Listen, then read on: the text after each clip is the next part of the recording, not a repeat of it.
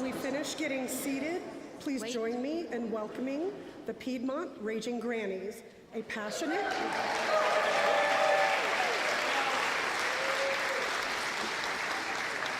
Hi, everybody. We're going to do a song that we wrote especially for Senator Tillis, and we would like you to join us. It's a call and response, so we'll sing a line to you, sing it back to us, and then some lines we'll all sing together, and you'll see it's easy. The song is called, "Oh, Tillis, Do Your Job." All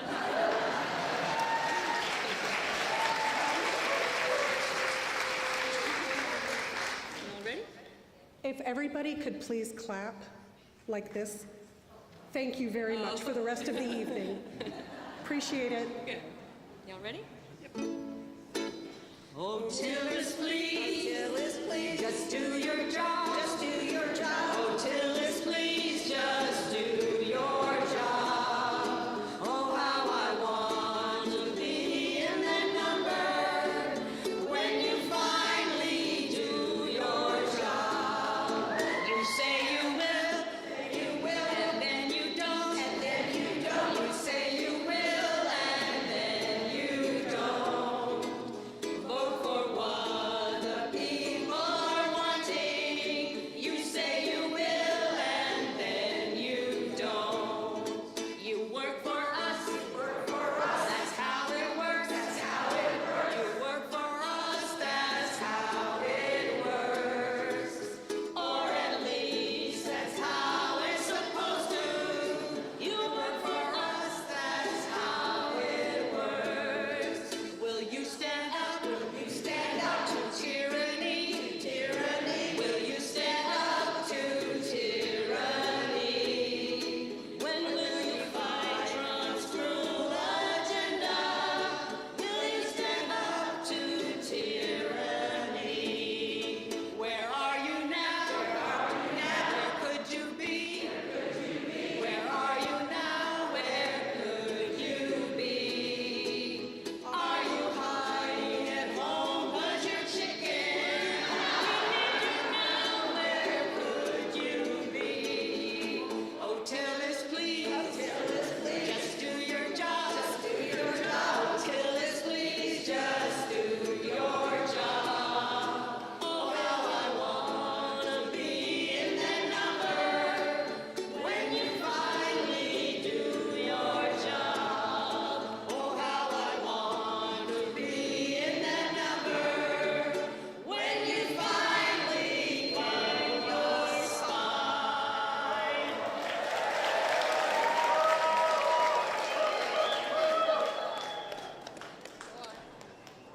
Thank you, Raging Grannies. That was awesome.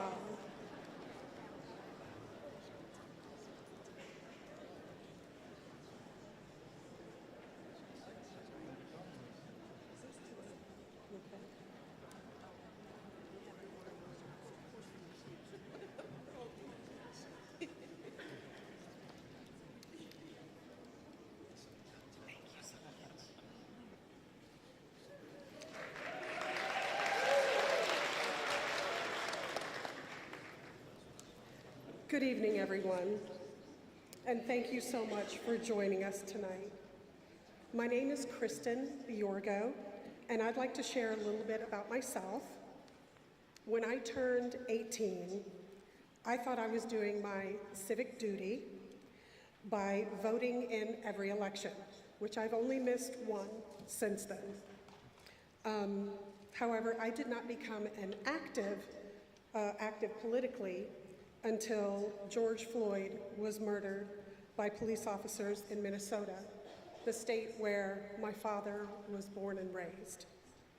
And then Breonna Taylor was killed in Louisville, Kentucky, accidentally by police.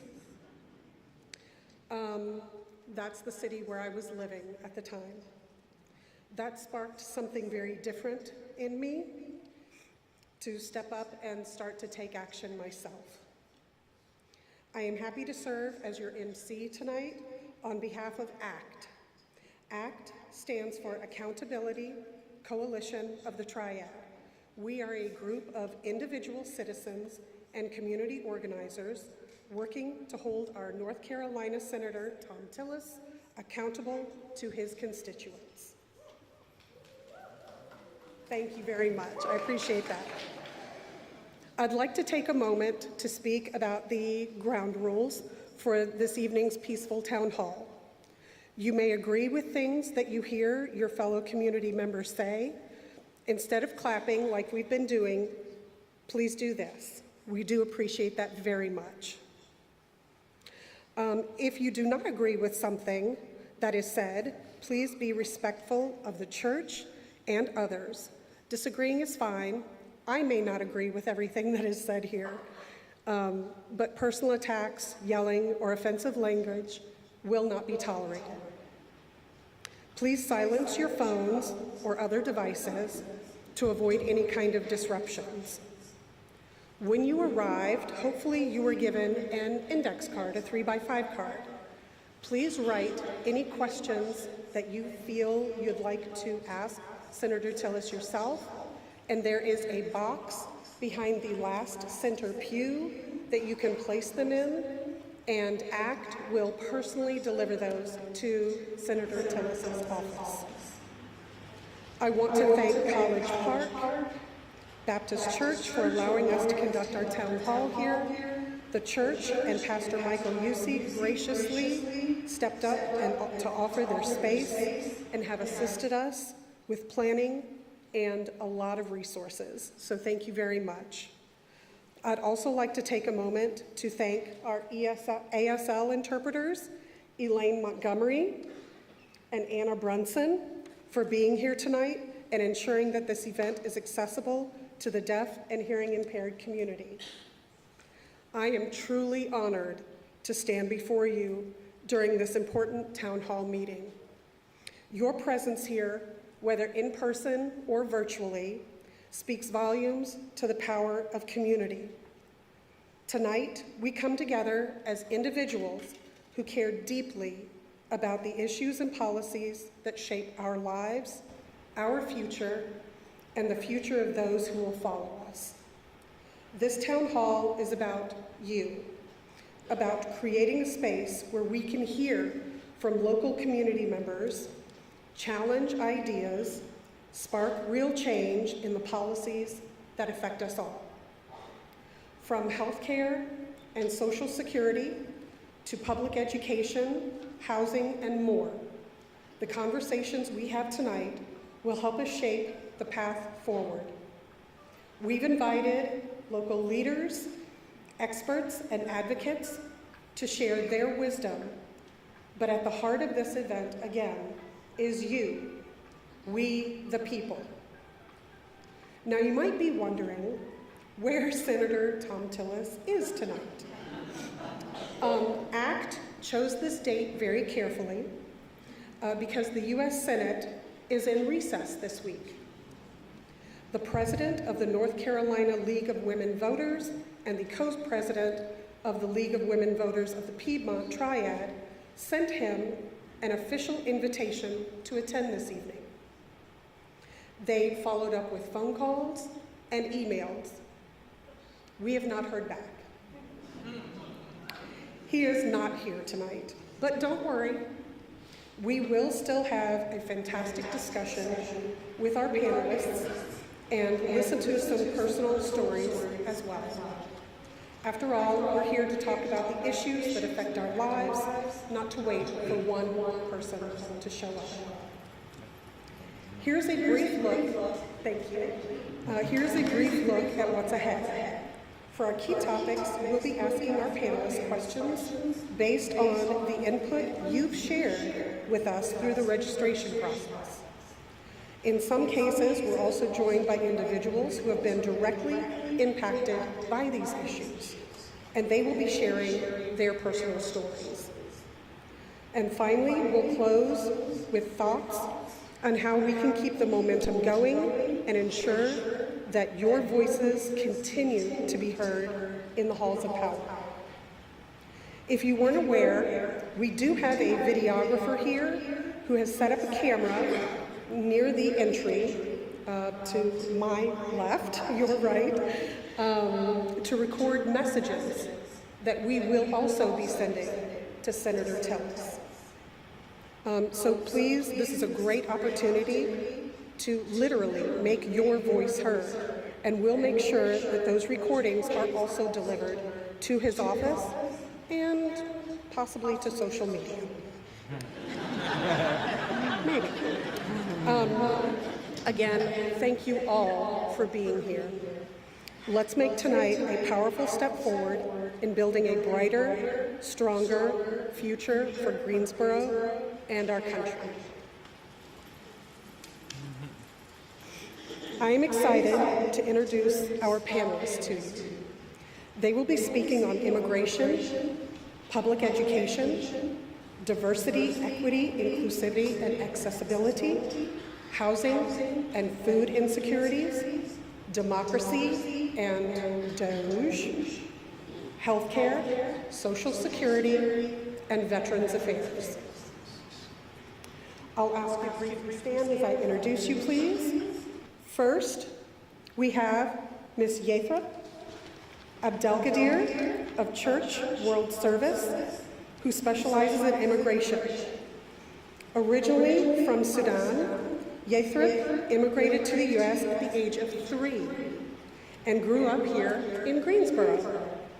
Her studies at UNCG sparked her passion for social change, leading her to a career in advocacy and civil engagement. As a refugee community organizer with the Church World Service Greensboro, she works to build leadership and collective power among refugees and immigrants in the Triad, increasing their civic participation through advocacy and civic engagement initiatives. Thank you very much. Thank you. Next, I have Brian Bauer, who served 10 years in the United States Navy. After retirement, he made his way to the Department of Homeland Security. Brian retired after 30 years of federal service and eventually found himself working for Congresswoman Kathy Manning as her Veteran and Military Affairs Specialist. Brian continues to serve our veteran community through the VFW in Kernersville and Greensboro. Thank you. We also have Cece Crawford, who is the Program Director for the American Friends Service Committee of the Carolinas, leading housing, justice, and eviction prevention efforts. A native resident of East Greensboro, she understands how concentrated poverty fuels systemic inequities and has championed tenant protections alongside a broad coalition to secure monies to support established rental assistance and legal aid. Through Eviction Court Watch and advocacy against HUD funding cuts, she amplifies tenant voices and pushes for policies that recognize housing as a human right. Next up, we have Tyler Day. Tyler graduated from UNCG with a bachelor's degree in political science and sociology. Since then, he has worked with Democracy North Carolina and the League of Women Voters of North Carolina on redistricting reform initiatives.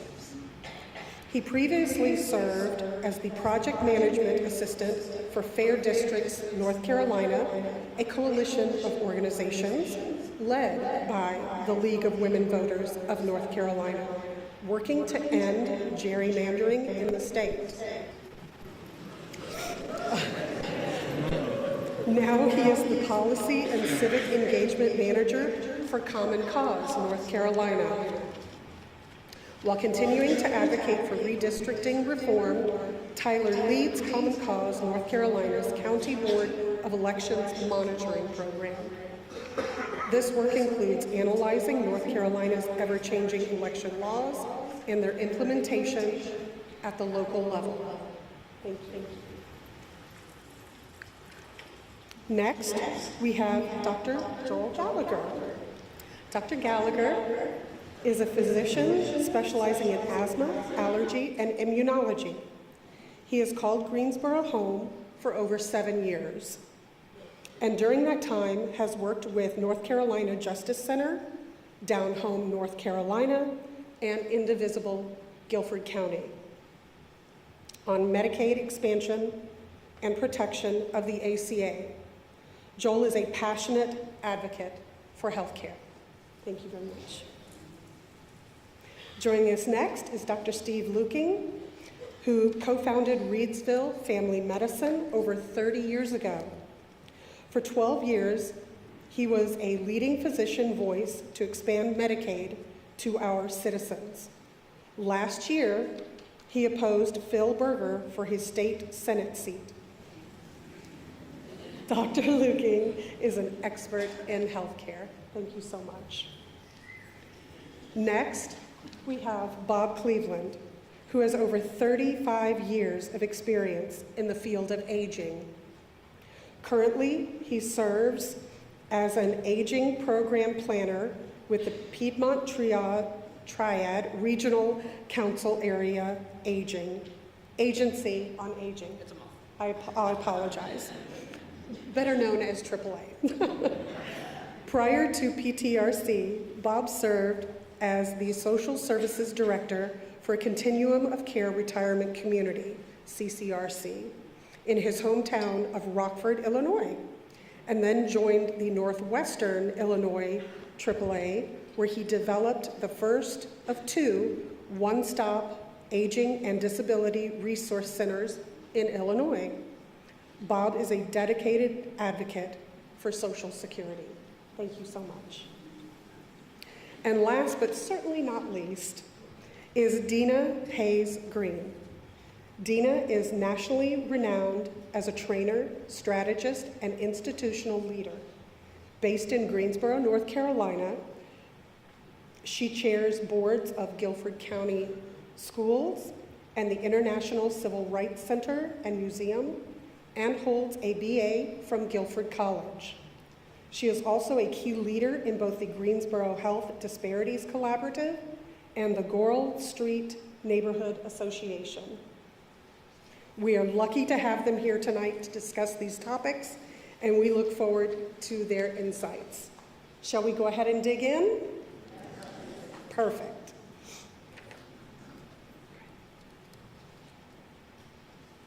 We have Ms. Abdelgadir, and this question came from the registration process.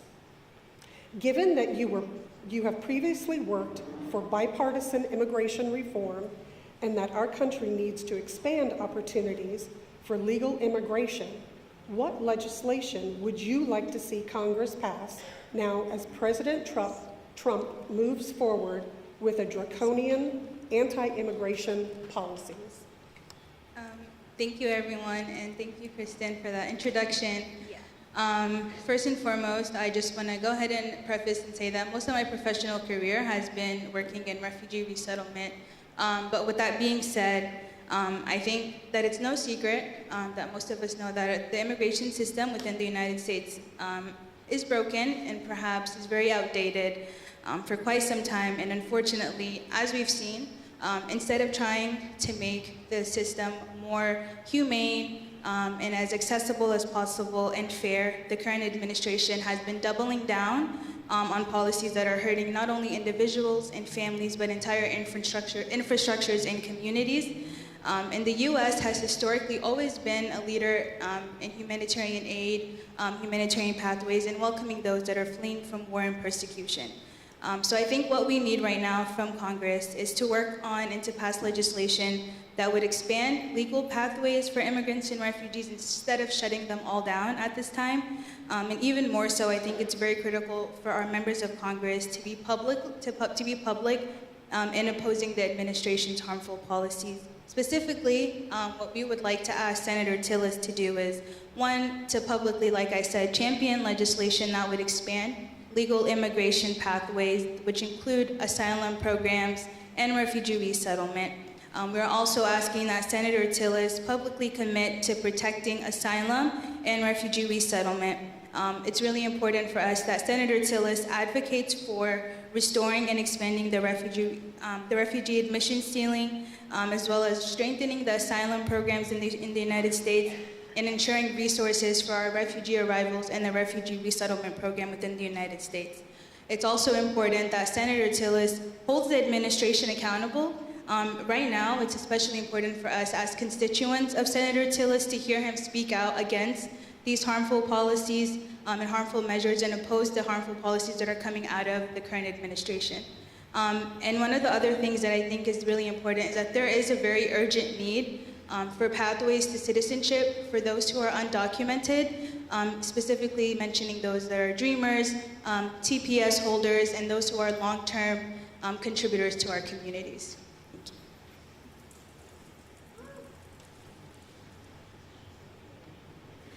Mr. Bauer, you're up next.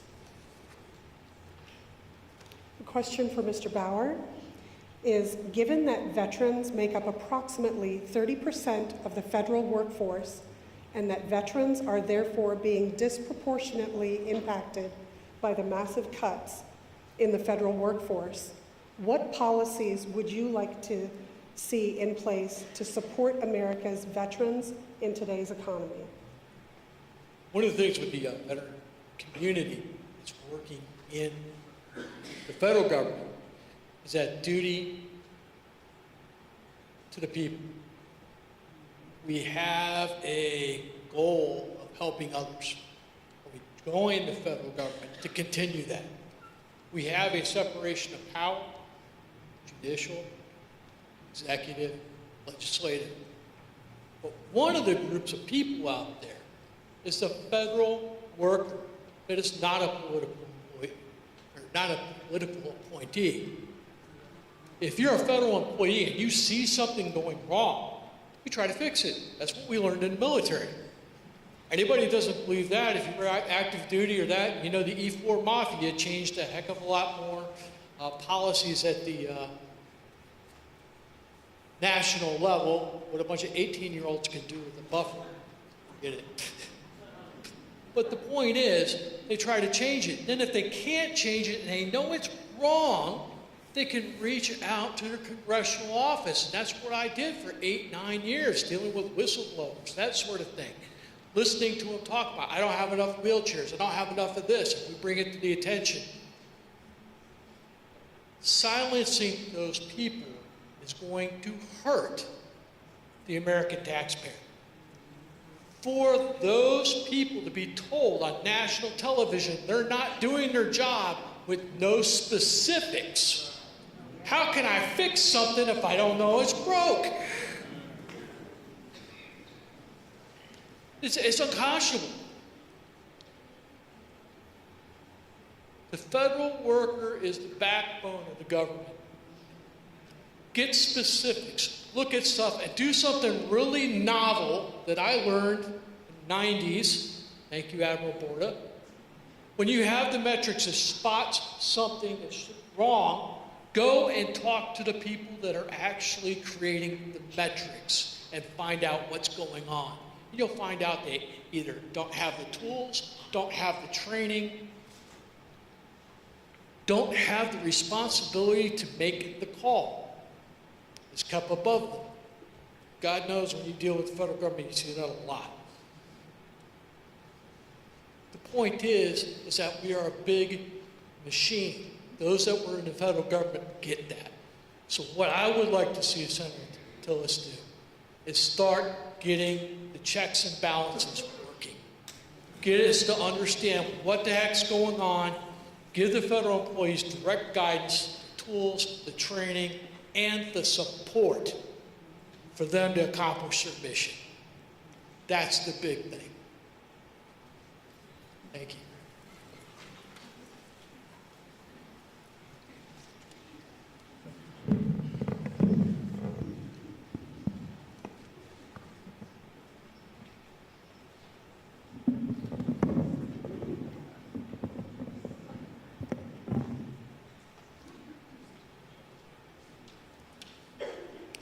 Ms. Crawford, yes.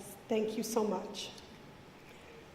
The question for Ms. Crawford is, many Americans are expressing fear regarding rising food prices in our country. We have long seen shortages of healthy foods in areas called food deserts.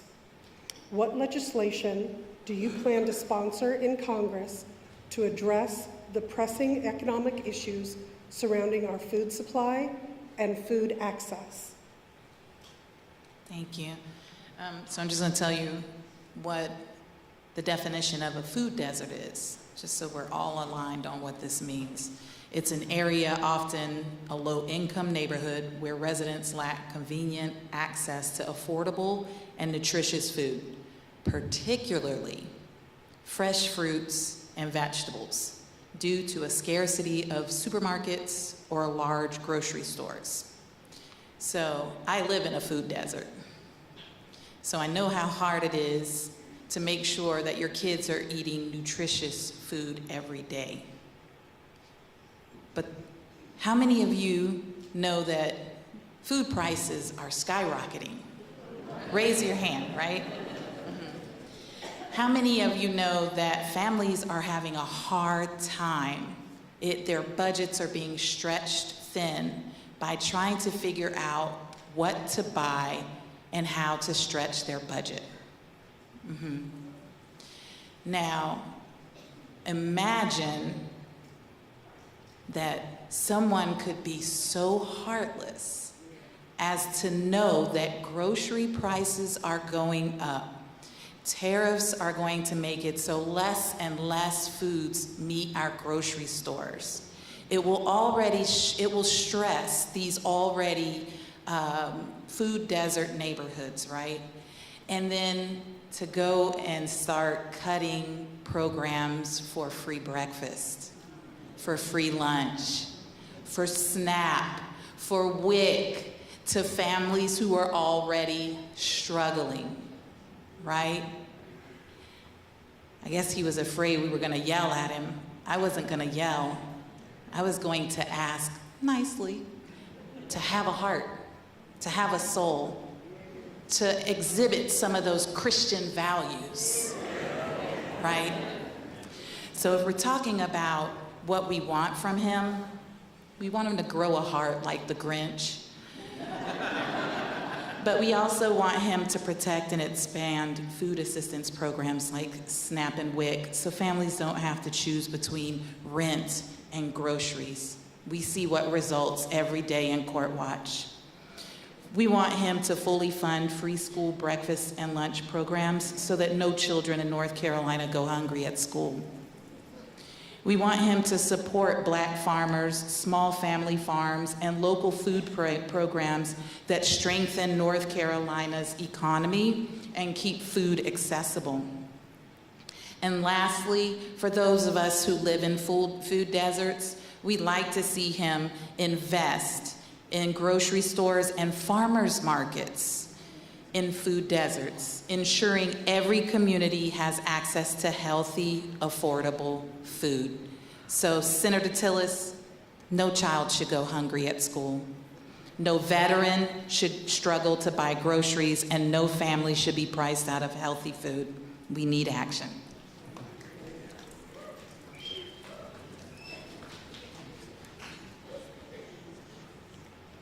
Mr. Day? Many of us are very concerned about the seemingly limitless access that Doge, Elon Musk, and young people with no government experience have been given to the private information of American citizens. What steps do you propose that Congress take to address this breach of security and protect our personal data? So, we live in a country that has 3 co-equal branches of government. Legislative branch to make the laws, executive branch to execute the laws, and a judicial branch to interpret the law. And it is critical that those branches stay as co-equal, and that one branch does not have more power than another. So one thing that has happened, I think, over the course of actually decades is that the U.S. Congress has deferred more and more power to the executive branch. And you may wonder, well, why? Why would the Congress want to give up some of its power? Well, one of the things that it does is it kind of gets Congress off the hook, because they can say, well, the executive branch is pushing this. They are the ones that are implementing these policies. So it's important that the Congress takes back some of that power. There's an act, the Impoundment Control Act of 1974, that was passed actually during the time of Richard Nixon to counteract the executive branch overstepping its bounds in regard to the federal budget and withholding money that had been appropriated by Congress for certain programs. And so one thing that the Congress can do is to demand that the president and that the executive branch adhere to that act, which requires the president to ask the Congress, is it okay that I withhold these funds? And that allows the Congress to act as a check, because remember, the Congress has the power of the purse, not the executive branch. And I think one of the reasons why is because the Congress is supposed to be the closest branch to the people, although we have some issues when it comes to gerrymandering, which I won't get into here. But also, I think that the fact that we have an unelected billionaire leading the Department of Government Efficiency is very problematic. There are many conflicts of interest. Yes. I do think that, obviously, the Trump administration has, a right to implement its vision. Okay. But I think that any individual who were to lead a department like that should be confirmed by the U.S. Senate.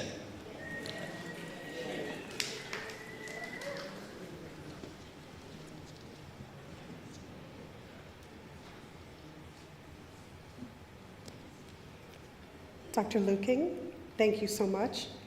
Your question is, in recent years, Medicaid was covering more than 60% of nursing home fees in North Carolina. What will you be doing to protect Medicaid at the federal level and therefore to keep funding fair and adequate for North Carolina's citizens? What will your priorities be in the budget process with respect to health care? Thank you. Thank you. 12 years ago, our state denied Medicaid expansion, and a darkness descended upon 500,000 of our fellow citizens. To have no insurance in the house of American medicine is to be on the outside looking in, and often, when most needed, finding that all the doors are locked.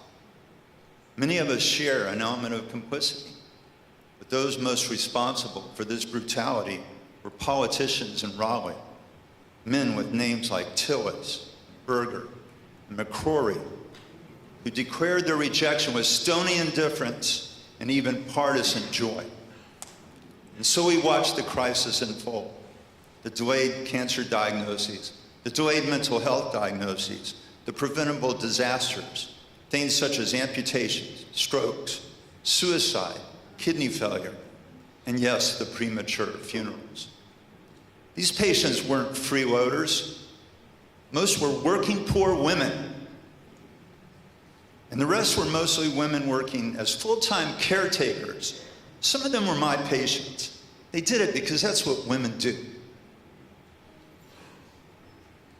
For over a decade, thousands in our state died prematurely and unnecessarily, and our hospitals went bankrupt at over triple the expansion state rates. We will not go back. Senator Tillis, say it with me. We will not go back. Unforgivable. The World Health Organization has defined the mass withholding of health care to a group of people as a form of institutional violence. And now I need to report a new death threat of my own. Because political violence in all forms must always be condemned and never pardoned. Our working poor, our disabled, half of our children and pregnant women, our nursing home residents, nearly 3 million in North Carolina now depend on Medicaid to survive. Senator Tillis, you must address this immediately, right now, during the recess. The House in D.C. has proposed, and Trump has endorsed, a measure that could slash $800 billion from Medicaid, mostly to fund tax cuts for the wealthy. Where are we? And our state has a clause to reverse expansion if the feds ever cut their support. Senator Tillis, you cannot bring back the dead nor the shuttered hospitals. Redemption doesn't work that way. But you can reject this new death threat to our vulnerable. Publicly declare any cuts to Medicaid as inhumane and unacceptable. Remind any of your empathy-free colleagues that a healthy workforce is economically smart. Then, here's the courage part. Vote accordingly. This isn't about resources. It's about priorities. It's about life and death. It's about human dignity. Embrace our shared humanity, Senator Tillis. Do your job. Defend your constituents.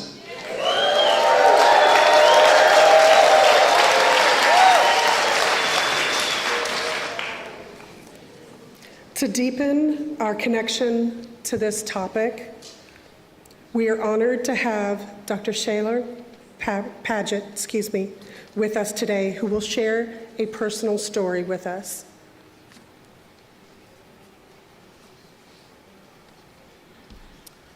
Dr. Gallagher and I are on the health advocacy part.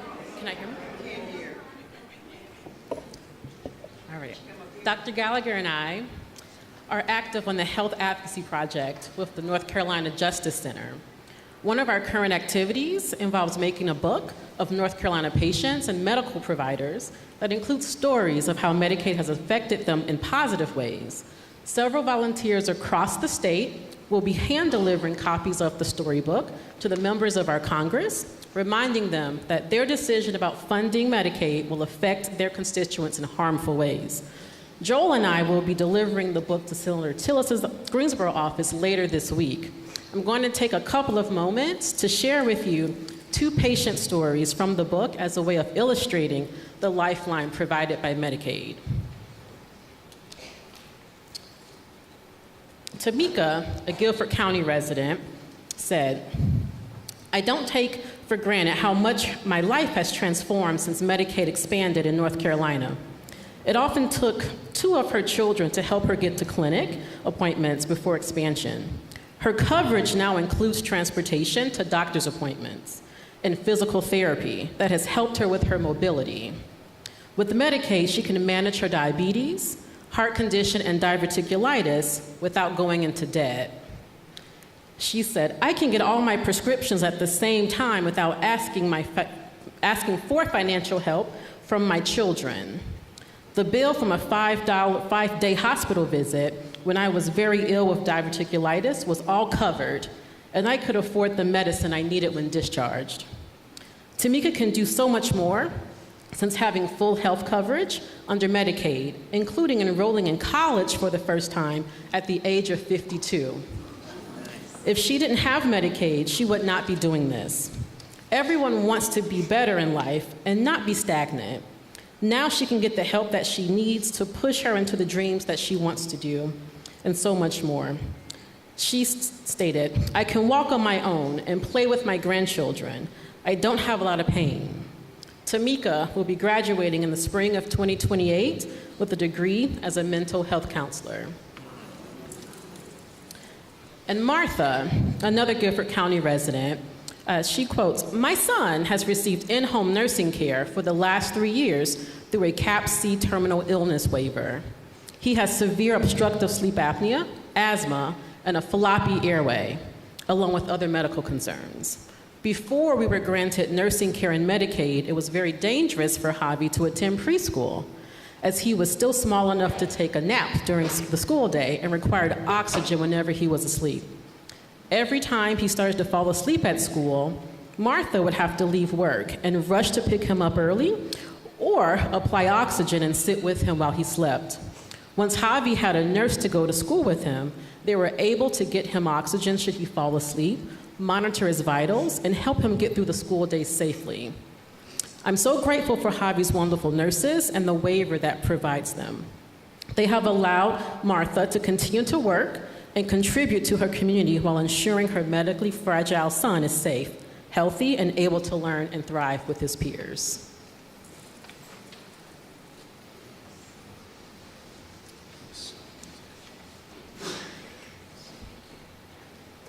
Thank you so much, Dr. Padgett. Next, we'll have Mr. Cleveland. Question for you is, the Social Security Administration has already lost many employees and is starting to cut services. It now appears that our Social Security investments may also be cut, including benefits for the disabled. What policies do you believe that Congress should adopt and hold the President accountable to implement? Would you support an increase in cap on the payroll tax to allow additional taxes on wealthier taxpayers? Thank you. Certainly. So many of you know that the Social Security Act was established in 1935. It turns 90 years old this year. And at that time, the whole purpose of it was to lift older adults out of poverty. And with that, it was never intended to be the sole source of someone's income. It was looked at as a three-legged stool. It was supposed to be savings, Social Security, and pensions. Well, today, not many people have a whole lot of savings.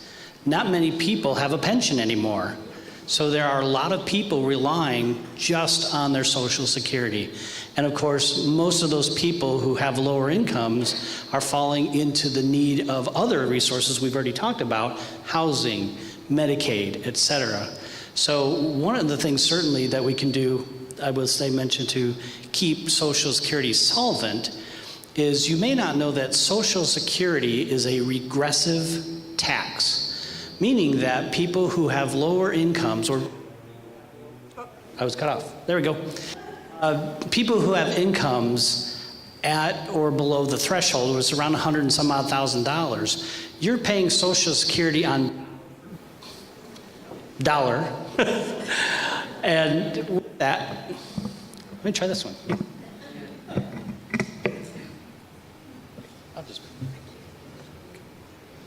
How's this? There we go. All right, so it's a regressive tax, meaning that, again, you're paying dollar for everybody who has income below that threshold. So if you have someone making $1 million a year, and you think of there's a variety of folks who could be CEOs, you have athletes, you have a variety of people who are making well more than $100,000 a year, they're not paying anything over and above that threshold. So if more people were paying in more money, it would make Social Security certainly more solvent. And again, when they are looking at down the road as far as taking that money out, they put it in, they should get it out. So it's not like we're gonna take any money less away from them, but let's put more money into that fund. Right now, they're looking at 2035, 10 more years, and they're gonna look at, if they don't do it already, they're gonna look at start cutting the benefits by about 20% is what they're looking at. In order to be able to pay everybody. And the problem is, back in the 2035, there weren't that many people around. And when I first started aging programs, there were about 25 million older adults.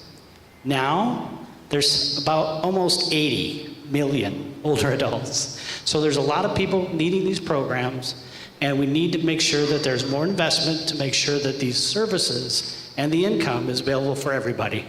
Thank you. Thank you so much, Bob. We appreciate that for sharing your expertise and shedding light onto this important topic. Now, to make sure that this issue is more tangible and real, we're thrilled to have Portia McCracken here with us, who will share a powerful personal story. I don't know how powerful it will be, but it is personal, believe me. My name is Portia McCracken, and I'm a veteran and a Social Security recipient. Sorry. I started working at age 16 and was independently supporting myself by age 18. I'll be 82 in July. After college and grad school, I earned my commission as a second lieutenant in the U.S. Air Force. I then spent the next 20 years as a career military officer until my retirement as a lieutenant colonel in 1993. Today, perhaps like many of you, my entire income consists of my earned Social Security benefit, a small VA medical compensation, and my Air Force retirement pension. These allow me to live in my house and pay my bills. Now, as we all know by now, Donald Trump does not love veterans or seniors, nor does his attack doge, Elon Musk. So far, they've attacked our earned Social Security and VA health and education benefits. But don't think that means they won't eventually come for our military retirement pensions, also an earned benefit. And nobody is talking about that in Washington. If all this happens, I'll be honest with you, I won't be able to pay my mortgage, my home utility bills, the gas in my car, or care for my pets.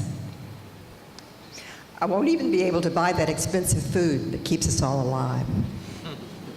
So we Democrats have a lot of work to do. Think about it.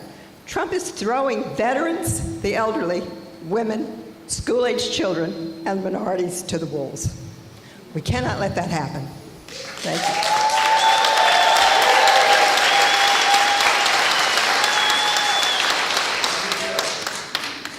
Thank you so much, Portia.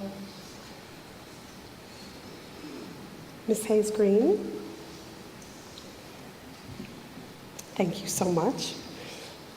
President Trump has sought, with his executive orders, to provide federal support to expand school choice. What role do you see K through 12 public education playing?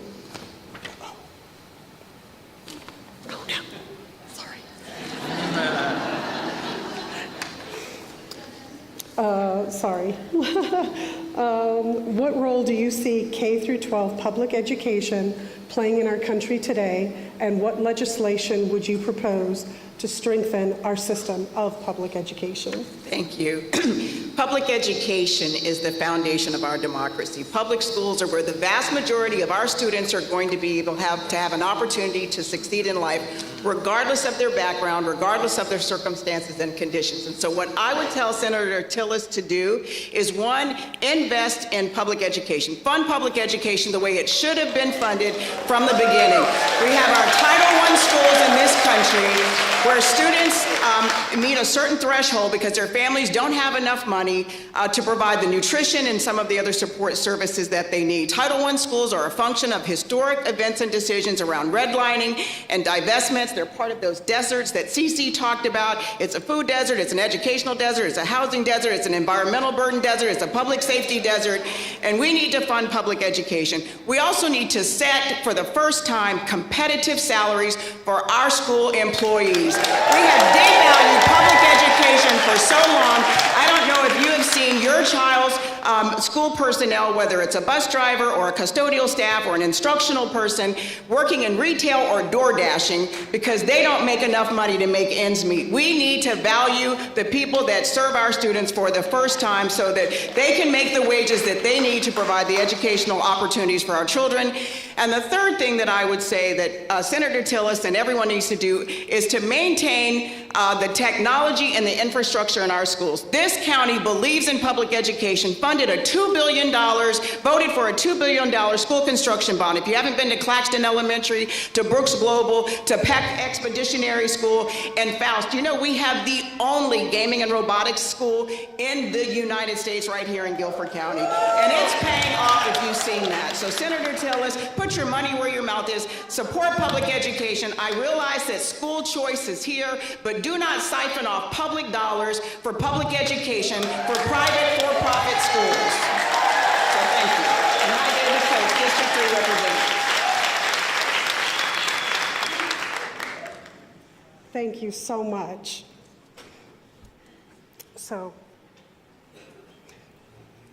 Yathrop, please. Thank you. Given that many refugees living in this country have lost personal income as a result of federal cuts, what can be done by Congress to support them in their lives as new or future Americans? So to begin, we have several asks Tillis for this, but overarching ask is for Senator to basically be a vocal champion for settlement and refugees in the United States. It's a little bit, I'm not tall enough for it. I also want to mention that March 17th, which is today, marks the 45th anniversary of the bipartisan 1980 Refugee Act. So I'm really glad to be doing this on today. To like I said earlier, being that I've worked in refugee resettlement for the past few years, I've seen firsthand the resilience, strength, and the commitment that exists within the refugee community. Once refugees are invited to resettle within the United States, they take it upon themselves to rebuild their lives here and in their local communities, and even specifically here in Greensboro, they start businesses, they contribute to their local economies, and they enrich our Greensboro community. And unfortunately, since taking office, the Trump administration has taken many steps to horrendously constrict the refugee resettlement program. And one of those first steps was suspending the resettlement program indefinitely, which has left many vulnerable refugees stranded and many families separated. Other policies and actions that have been taken by the federal administration include the stop work orders for the State Department, which has negatively impacted CWS and other resettlement agencies internally and externally, and greatly minimized our capacity to be able to serve our most vulnerable clients. And due to these federal cuts and slashes to the resettlement program, which has led to the tremendous decrease in our capacities of the resettlement providers, many of our new neighbors now have unnecessary obstacles within their paths. But when coming to these countries, refugees are seeking two things, and those two things are safety and stability. And unfortunately now, their stability may be shaken up a little bit. So what we need from Senator Tillis is to take real action to ensure that refugees can rebuild their lives in Greensboro and in North Carolina and to thrive. Specifically, what we're asking for is for Senator Tillis to call on the Trump administration to immediately rescind the refugee ban, reverse the course on the stop work orders, and oppose the executive orders that target our asylum-seeking and immigrant neighbors and the communities that welcome them.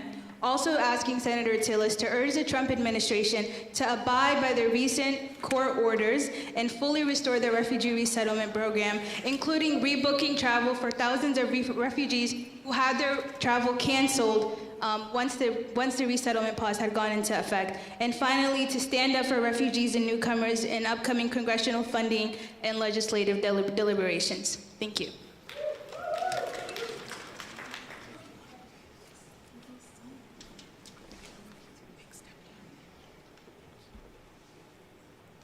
Thank you so much.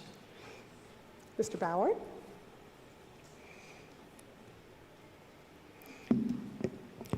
With the many veterans who have served our country and need services from the VA, what response would you want to see in Congress to proposed cuts to the VA and veterans benefits?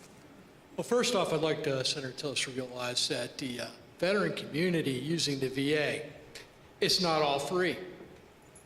Did you know that if you're a veteran and you're under 80%, they're going to bill you Medicare, Medicaid, your Blue Cross, Blue Shield, or whatever, and you're going to make your copay just like any other system.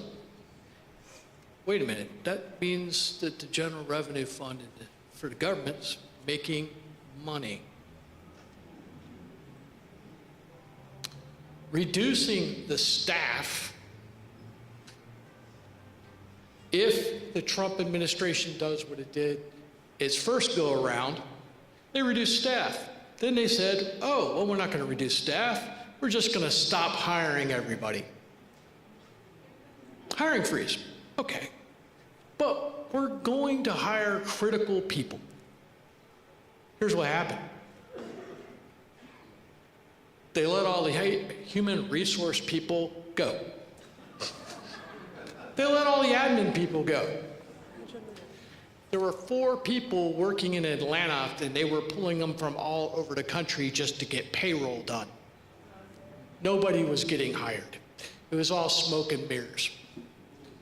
Anyone who's worked in, shall we say, big business knows that certain people, like Mr. Musk and that, are very, very good at dealing with metrics. My former boss, Kathy, knows how I feel about metrics. Metrics are fantastic, but you have to dig down into them, and you got to talk to the people that have the numbers and where they're coming from. And that's when you find out a lot of times stuff isn't exactly the way they said it. You go to the VA and you ask a simple question. Oh, I need to go to the lab for my blood work. Well, is that oncology lab? Is it this lab? Is it that lab? You don't know, but you got an automated system because it's easier for the VA and we don't have to put somebody answering the phone. All I know is I needed blood work done. And in many cases, our veterans don't understand what that big words are. Use the computer. I'm blind. I don't have 2 arms. I'm 97 years old. There's a lot of times that when you work in the public that you have to reach out and understand your audience. One of the things that I've taught Boy Scouts this, is intergenerational communications. Is understanding that some people are going to respond better to a letter in the mail. Some people will respond to email. Some people don't look at their email at all. And if you send it on a 3x5 card, good chance it's going with the publisher clearinghouse right into the trash. So it's all presentation. So my point to Ms. Tillis is dig down into the numbers. Find out what's really going on. Don't cut the services. It's needed. And most importantly, it brings in money to the VA. And those veterans that are getting those services and are getting those disability benefits are doing something novel. They're spending that money in the local community. Thank you.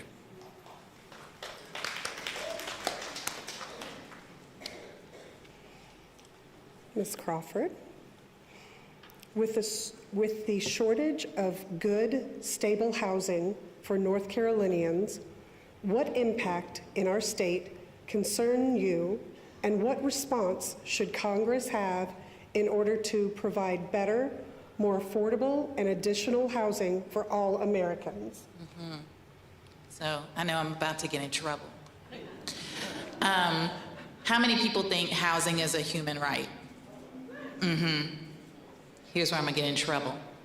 How many people think housing should be a commodity? Mm-hmm. So I don't have a story of someone who's impacted by renting, but renters are half of our housing in the state, right? And it's growing as companies continue to come in and buy up housing before it can be bought by everyday working class people. And I heard a company on 60 Minutes and they said, renting is the new American dream. What? So while I'm talking, get your keys out. All right, so we have Court Watch. We're there in the morning and in the afternoon, Monday through Thursday. We're not there like the French aristocracy to enjoy people's misery. We are there as observers to witness people's pain and amplify the issues that we see, which is injustice in our court system, where it's not fair housing, it's unfair housing. We know that rental and home prices are rising faster than wages, pushing families out of stable housing. Who knows about real pages? We have extractive, vampire-type corporations that help make sure that there is no competition in the rental market. So when you used to pay $750 for a bedroom, you are now one bedroom, you are now paying $1,500 for a one bedroom. The people who face the disproportionate amount of discrimination in housing, guess what? Families with children, Black people, LGBTQIA+, and veteran renters. Because I don't have a story, let me tell you one really quickly. There was an elderly lady in eviction court. She's getting her Social Security. She had to make a choice between paying her utilities or paying her rent. She paid her utilities because she has an oxygen tank, and she needed to plug that oxygen tank up to live. Housing is hard out here. What do I want from Tillis? I want him to invest in affordable housing development so families aren't pushed out of their communities. I want them to strengthen fair housing protections to prevent discrimination against Black, gay, and veteran renters. Expand funding for housing choice vouchers, that's Section 8 for those who don't know what that is, and first-time home buyer programs to help working class families build stability. And last, push for stronger tenant protections to stop landlords from price gouging and unjust evictions. So really fast, get your keys out. A friend of mine said, if you got a pair of these, you belong somewhere. You get to open a door at the end of the night in a community that loves you and values you. In Greensboro, too many people don't have a set of these. So when I say keys up, keys loud, you're gonna say keep Gate City housed. Got it? Keys up, keys loud. Keep Gate City housed. Keys up, keys loud. Keep Gate City housed. Thank you, guys. Thank you so much. Mr. Day, many of President Trump's executive orders appear to be unconstitutional or in conflict with federal law. What do you see as the role of Congress in responding to these orders? What should Congress be doing? What role do you see the courts playing in an ideal situation? Yes, so as I said before, we have three co-equal branches. The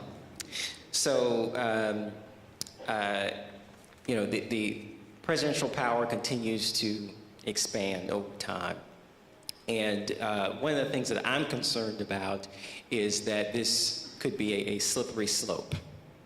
The Trump administration supports a theory called the unitary executive theory. And this is a theory of government in which the president has complete control of the executive branch, meaning that the president would have control over independent agencies like the Federal Communications Commission, the Federal Trade Commission, and others. And I know we've seen where the president has tried to fire some of the chairs of these independent agencies. And a lot of this is currently caught up in the courts. We're going to have to see what happens in the courts and how they play out their process. But the Congress does have the power to check the president. One of the things that the Supreme Court has recently ruled is that the president is immune for prosecution for acts that he conducts as president. Justice Sonia Sotomayor called it, that decision, quote, an atextual, ahistorical, and unjustifiable immunity that puts the president above the law. And I could not agree with her more. And again, that affects not just the current president, but all presidents going forward. And I think it's really important that when we look at this expansion of power, that we recognize that usually when power is obtained like this, it becomes the norm. So what we need to be concerned about is the destruction of these norms that have been in place, that have been followed for years and years. And the Congress does have the ability to pass legislation to actually codify these norms. They've done it before with Franklin Roosevelt, who before then, all presidents served 2 terms just out of tradition. Franklin Roosevelt served more than that, and the Congress pretty quickly passed an amendment to the Constitution that said, no, all presidents have to serve just 2 terms. So they can pass other legislation, for example, to clarify that, well, no, Supreme Court, you got that wrong. We don't want the president to be immune from prosecution for any official acts. We can pass legislation that requires that all presidents have to release their tax returns. We can pass legislation that requires that there are restrictions upon who can serve in an administration due to conflicts of interest, and other legislation that addresses ethics. Clarify that independent agencies are not under total control of the president. And also that the Justice Department should act independently without political influence. So all those things, the Congress can write legislation to clarify and explain, to restrict the president's power. It's up to us, though, as people, to make democracy work. So we have to let Congress know that's what we want.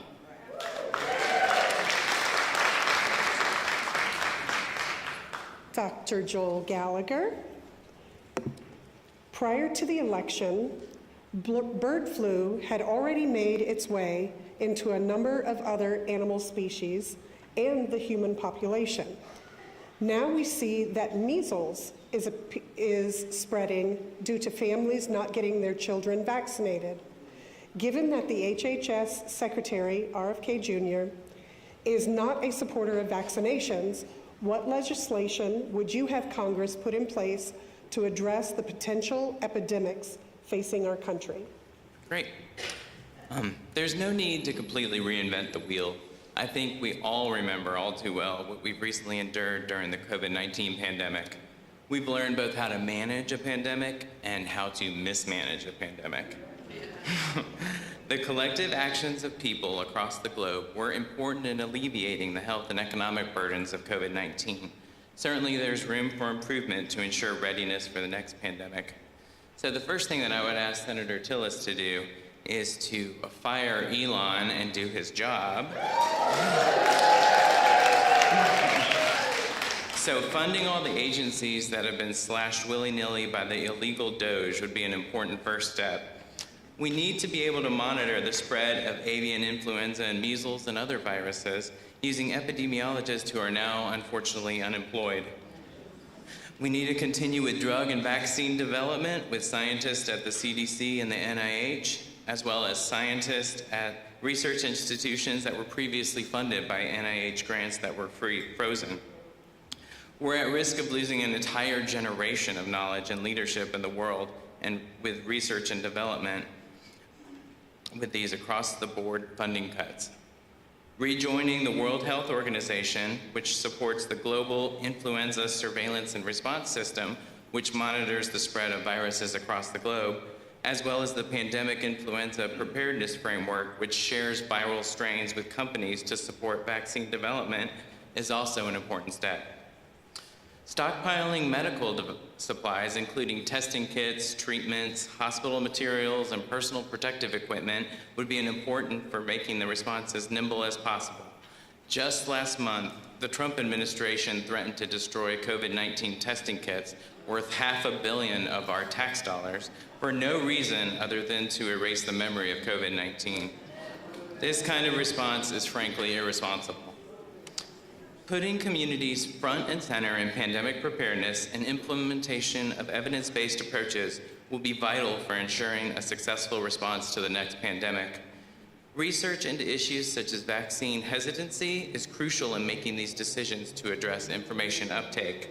Learning again to trust the medical and scientific community is pivotal. Recruiting trusted sources into teaching Americans about the scientific process could help in getting Americans to understand how the process can be a bit messy and requires rethinking our hypothesis depending on the data that's facing us. Utilizing influencers who are already meeting Americans where they are, such as the podcasting community, or known community leaders such as religious leaders, could prove more effective than using traditional state authorities, such as the HHS Secretary or the Surgeon General, which unfortunately we can't really trust right now.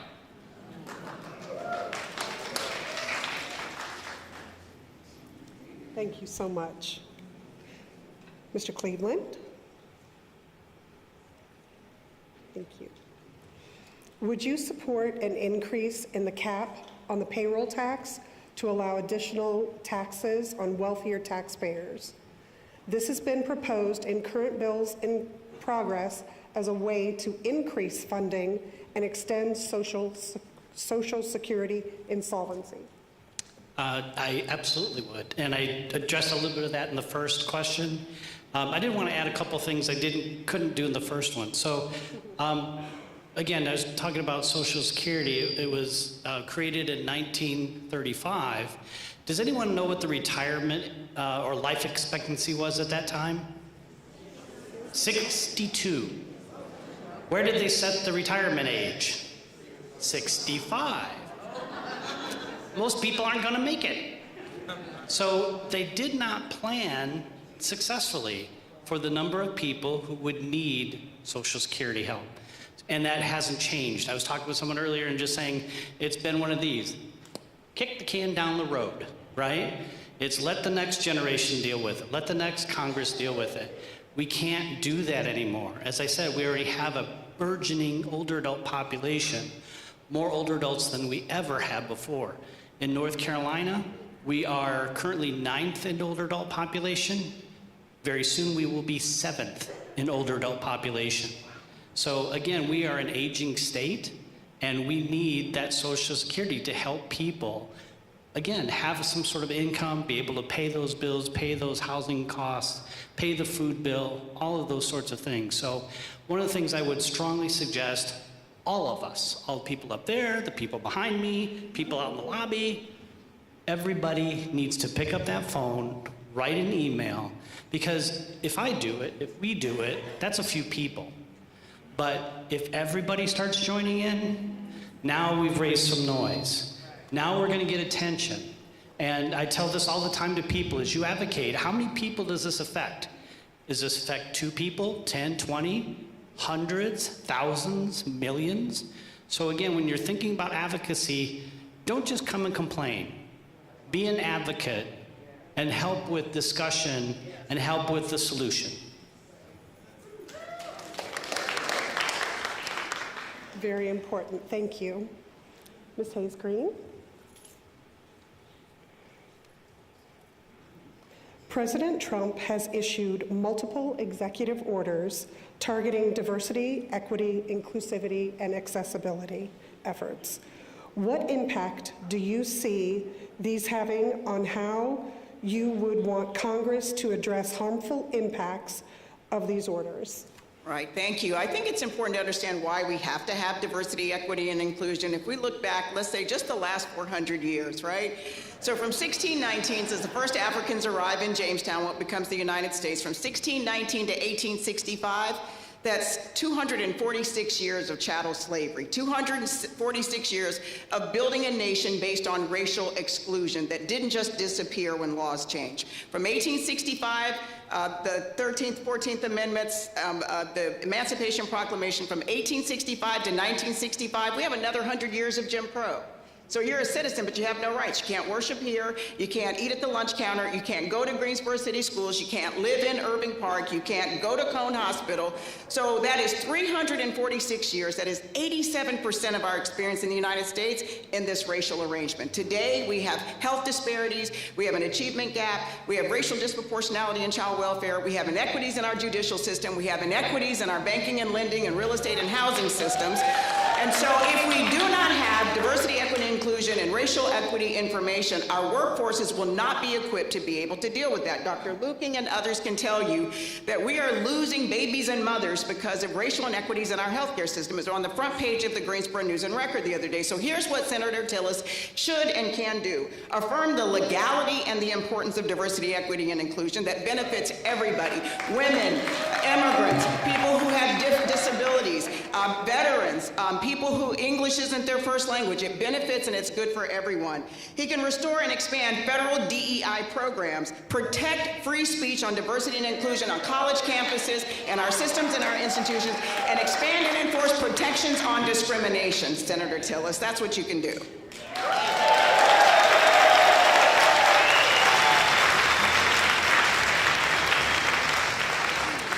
I think she riled up the crowd a little bit. We do have one other storyteller, which I neglected to add earlier, so I do apologize. So please, now to add a personal touch to that conversation, we have Erin Winger here, who will share a personal story. Thank you so much. Good evening. My name is Erin Winger, and I'm a public school teacher here in Greensboro. As a teacher, I'm here to speak about the harm. Thank you. I'm here to speak about the harm being caused by this so-called Department of Efficiency. I have been a member of a professional development and leadership cohort funded by the Department of Education for the last few years. I see you, Ellen. This has been the most impactful work of my career. Guided by decades of brain research and studies on effective best practices in early childhood and elementary education, we are learning how to implement meaningful changes, including increased time for hands-on learning, empowering student voices, and returning to play as an essential means of learning for young children. Under the guise of efficiency, our work was abruptly ended, without notice, and certainly without careful consideration. My colleagues lost their jobs. We lost our collaborative cohort, and children in our state have lost out on an opportunity to have their best educational experiences. If they really wanted to know about efficiency, they should have just asked a teacher. We know all about it. Teachers across our state and country have been asked to do more with less year after year after year. We do this essential work without adequate funding for our schools or adequate pay for ourselves. Educators have been picking up the slack from the inefficient and inadequate state and federal funding for far too long. And we've been doing it with smiles on our faces. Senator Tillis, these smiles are starting to fade. These hearts that have beat with passion for teaching children are beating with frustration at your failure to fully fund public education. At your failure to see our state's children as our most precious resource. At your failure to ensure that every child has access to a meaningful and transformative public education. Yes. We have seen enough of efficiency, and we're ready to see fully funded public schools.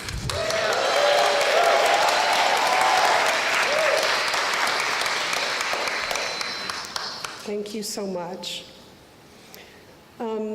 So in closing, I would like to say just a few more things. Thank you all.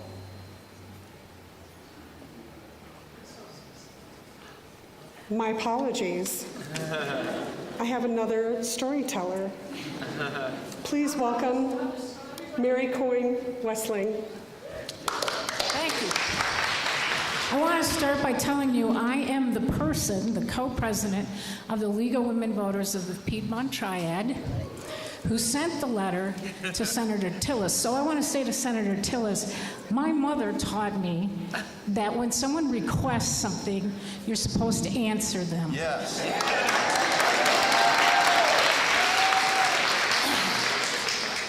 So I'm here to read to Senator Tillis. This is about the Safeguard American Voter Eligibility Act, which is none of those things. Millions of eligible voters who do not have the documentation required by this proposed federal law are going to be affected. Michael Waldom of the Brennan Center for Justice called it the worst voting bill to be passed by Congress in memory, probably ever. Under the law, every single American citizen would have to show very specific documents, like a passport or an original birth certificate, in person when registering to vote, and anytime they update their voter registration. It's estimated that 57% of Americans do not have a passport. We're talking privilege. They estimate that 21 million eligible voters could be affected by this. In addition, and this is the part that really gets me riled, up to 69 million American women changed their names after they got married, I being one of them, and therefore don't have birth certificates that match their current names, according to an analysis by the Progressive Center for American Progress. These women would likely need additional documentation, such as a name change document or marriage certificate to register to vote. Speaking of documents, in North Carolina, many voters have been impacted by the recent natural disasters. These families may have lost important documentation and would be required to jump through hoops to replace them to register to vote, while also going through the traumatic process of rebuilding their lives. In North Carolina, we have many voters, including military, who have moved in the past year. Every time a voter moves, they must re-register to vote. Under the SAVE Act, voters must show citizenship documentation every time they register, including after a move. To add to the burden, requiring voters to show documents in person would be particularly burdensome for rural voters, people who rely on public transit, and people who cannot leave work during their business hours. In the 30 largest counties by area in the western United States, voters would have to drive an average of 260 miles to get to their election office, according to an analysis by the American Progress Center. The same analysis found that voters in Alaska and Hawaii would have to fly to their election offices. Under current U.S. law, it is illegal for non-citizens to register and vote in federal or state elections. And I can tell you that I work with refugees, I work with wonderful immigrants. These people do not want to draw attention to themselves by trying to go and vote when they know that is not what they need to be doing at the moment. We have a robust process to ensure that only eligible voters are casting ballots.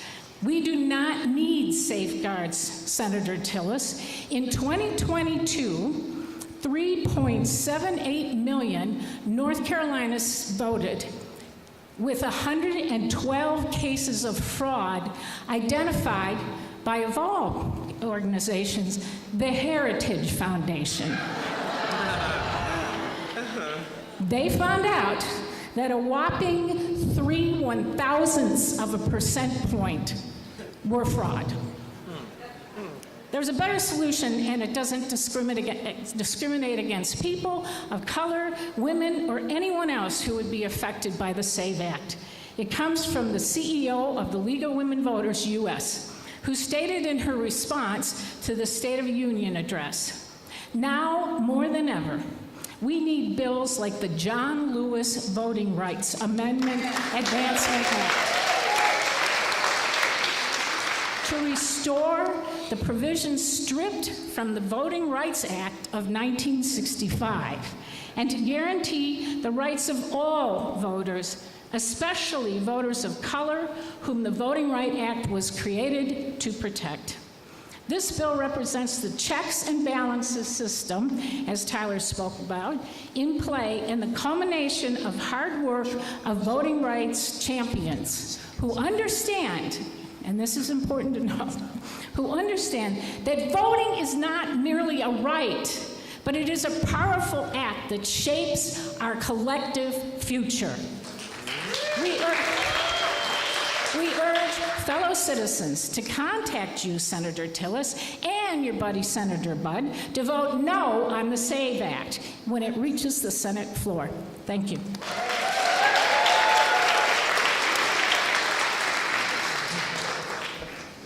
Thank you so much, and I do apologize. Thank you all so much for being here today, even though Senator Tillis did not choose to join us and his constituents this evening. Thank you to all of the volunteers who worked so hard to put this event together and showed up tonight to make this program what I feel, a little biased, but what I feel is a big success. And special thanks to Pat Levitin, for serving as our lead organizer. She really kept us on task. We appreciate her. We truly appreciate your commitment to engaging in important conversations about the issues that matter to our communities. The Accountability Coalition team will deliver your questions from the index cards to Senator Tillis's office, as I said earlier. While we were hoping to hear from the senator, it's clear that our voices and concerns are what really drive the conversation forward. Our town hall tonight is one of several similar events being held around the state. So we are joining with many other voters in North Carolina to ask Senator Tillis to stand up for us. Yeah.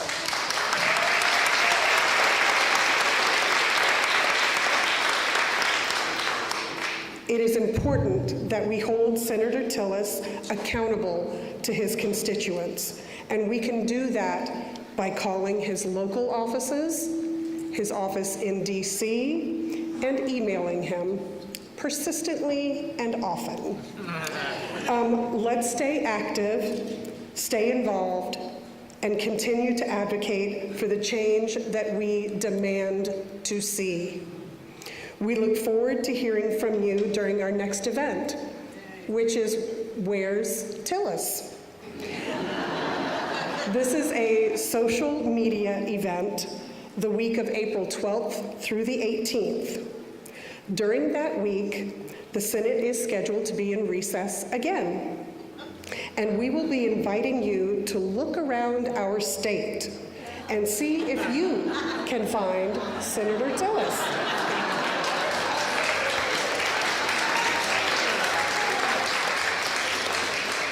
We will have more details to come and make those announcements.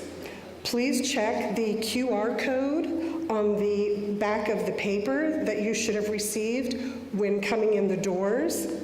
It is a link to the Guilford County calendar set up by ACT. Thank you again for everyone for being here and being peaceful and cooperating. Thank you so much.